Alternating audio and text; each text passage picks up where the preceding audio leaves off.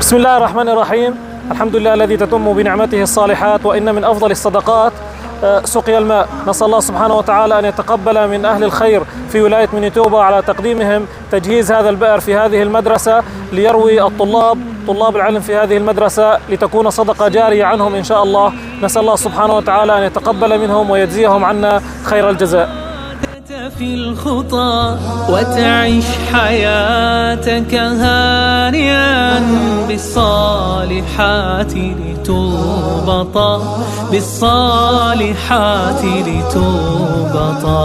أحسن لغيرك بالعطاء تجد السعادة في الخطى وتعيش حياتك هانئا بالصالحات لتوبطا.